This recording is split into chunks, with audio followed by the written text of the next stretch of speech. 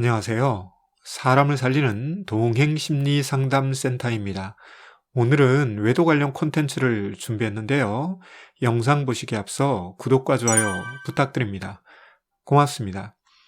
부부가 외도와 직면한 후 위기와 갈등이 심화되는 데에는 심리, 정서적 불안정이 한몫을 합니다. 우울과 분노는 물론이요, 배신감, 의심, 억울함 등 심리 정서적 불안정은 관계의 불안정으로 이어집니다. 이와 더불어 불안 심리가 강화되는데요. 특히 유기불안과 분리불안이 더욱 강화됩니다.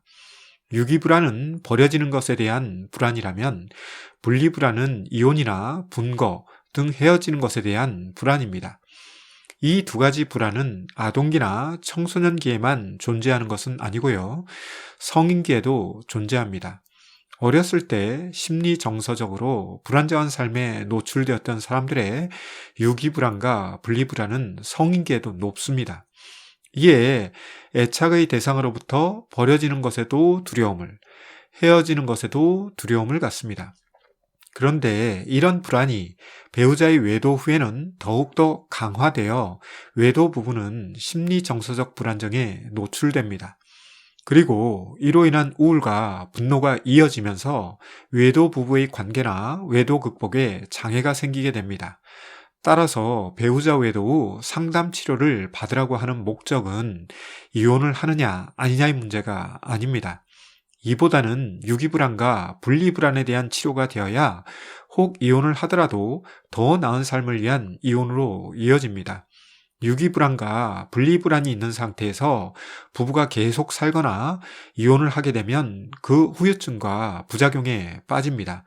이혼하지 않고 살면서 유기불안과 분리불안을 가지고 있으면 의부증이나 의처증이 생기게 됩니다. 이에 배우자를 의심하게 되고 배우자의 삶을 감시, 검열, 통제하는 등 부작용과 후유증이 생깁니다. 촉발 요인은 배우자의 외도였지만 감시, 검열, 통제의 삶에 대해 버텨낼 부분은 그렇게 많지 않습니다. 이에 당장 이혼을 하지 않을 뿐 만신창이가 된 상태가 되어서야 이혼을 하거나 체념하고 불행한 삶을 살아갑니다. 배우자 외도가 위험한 것은 도덕적이거나 윤리적인 것을 떠나 심리 정서적으로 사람을 아프고 힘들게 만들기 때문입니다.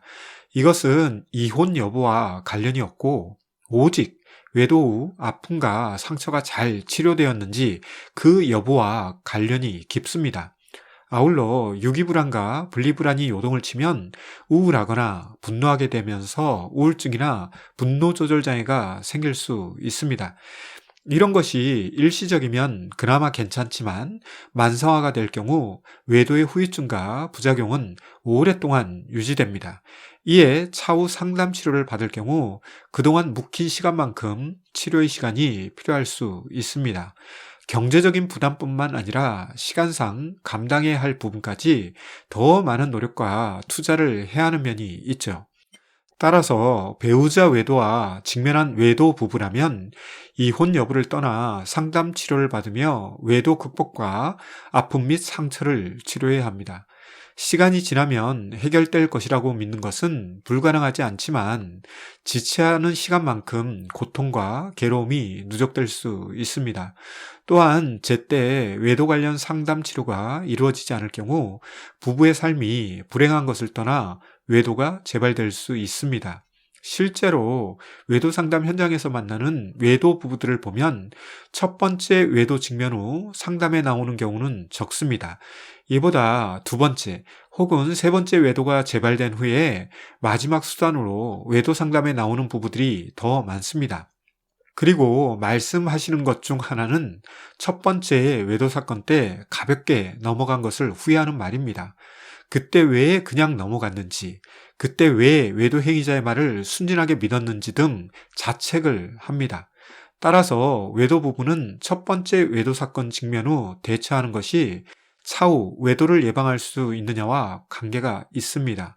정리하면 외도 부부에게는 유기불안과 분리불안이 고조되고 이로 인하여 이혼 여부를 떠나 삶이 불안정하게 됩니다. 아울러 심리 정서적으로도 불안정한 삶을 살아가면서 감정 기복이 생기고 성격도 부정적으로 변할 수 있습니다. 따라서 외도 부부는 외도 상담이나 부부 상담 등 상담 치료를 통해서 외도를 극복하는 지혜와 노력이 필요합니다.